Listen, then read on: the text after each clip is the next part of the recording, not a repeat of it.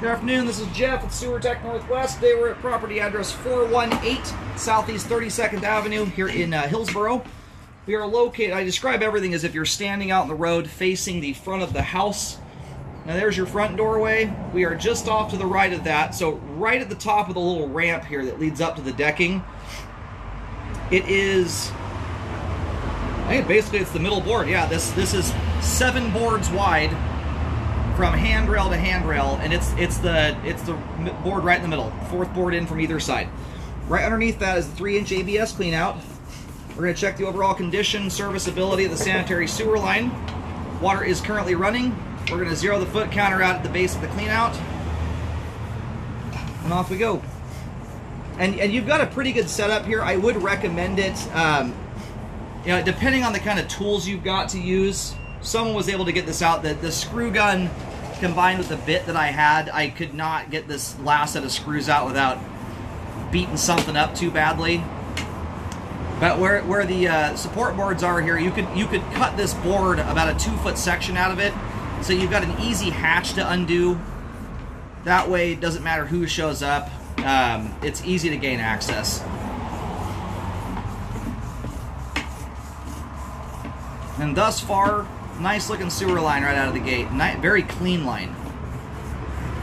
I'm on a lucky streak today. This is like, I think, the 4th line in a row that is basically has no grease buildup in it, which is an incredibly rare thing.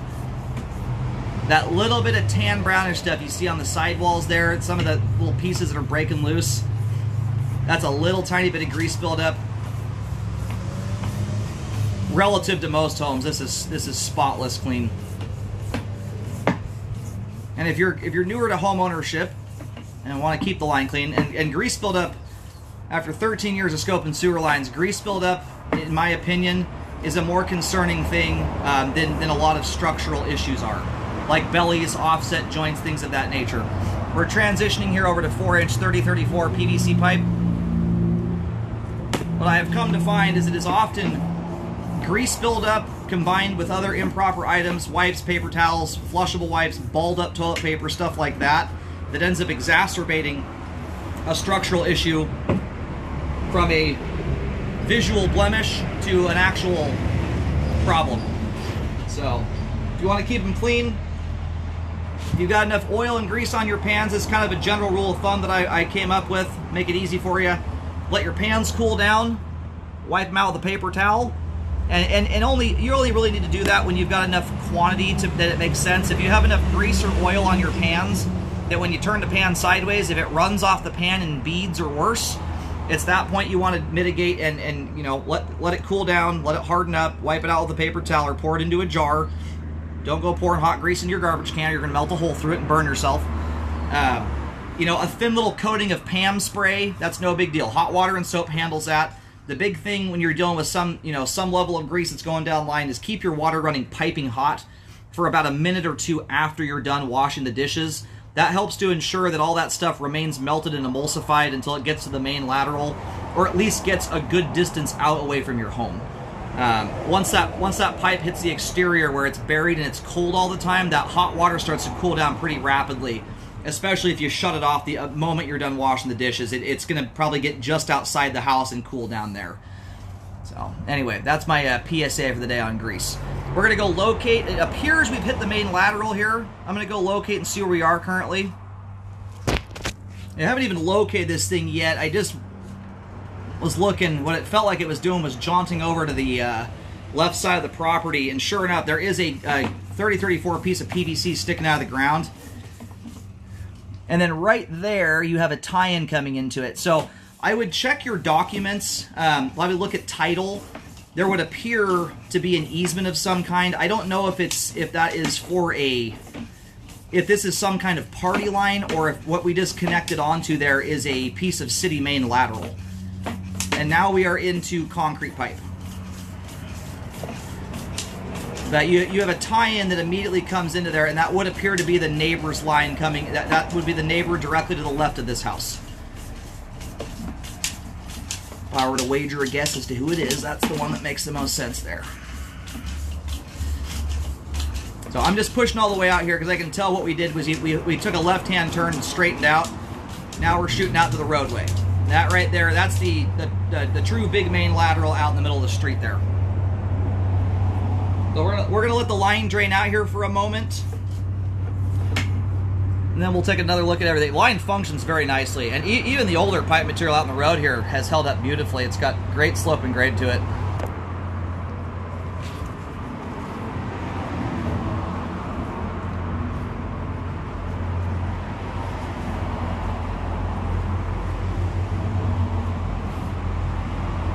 Alrighty, located the camera head successfully. Line terminates, fully terminates, I guess. I mean, it might technically terminate there around 63 feet. I'm just not sure if that's a main lateral or some kind of shared or party line thing with the neighbor. That's what's hard to know right now.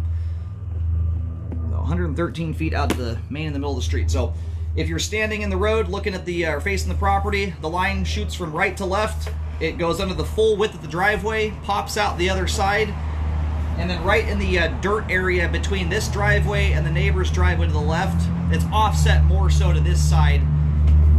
You'll see a big green 6-inch clean out.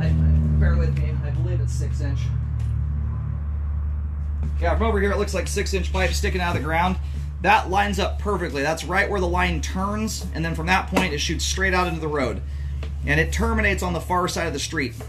If you're standing at that big clean out over there looking out on the road, you'll see a manhole on the far opposite side of the road. From that vantage point, the line turns, if you're facing into the road now from that clean out, about 10 to 15 feet to the left of that manhole is where the line terminates, directly in line with where the clean out is at over there. Concrete pipe that looks great.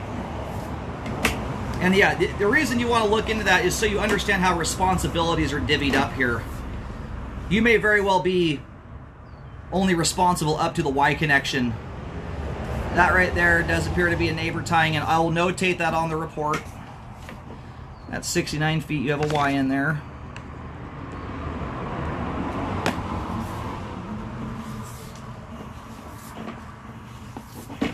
And then we'll see here. Yeah, and see that Y, I apologize, my camera's upside down right now. Normally I have my auto leveling camera head, it's in the shop, but that piece of pipe is coming from somewhere else too. Yeah, the more I look in that, I think this line, this might be right where this section of pipe actually starts at. It has the appearance like there's a piece of pipe that could go shooting straight back to the rear property line and beyond, you know, to like, potentially also service homes that are behind this house.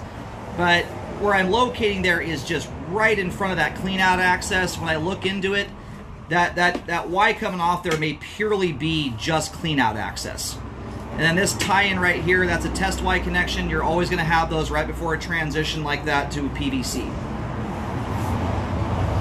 That where that's positioned at is indicative of a test connection. That's would be very unusual to be a tie-in for something else. Now, I would just check, with the city, make sure there's nothing about that is not, they don't like. Every city's a little bit different. In Portland, that would be a much scarier thing. Portland is just crazy about party lines for some odd reason. Honestly, it's kind of I don't even understand it, but a lot of other towns don't look at them the same way.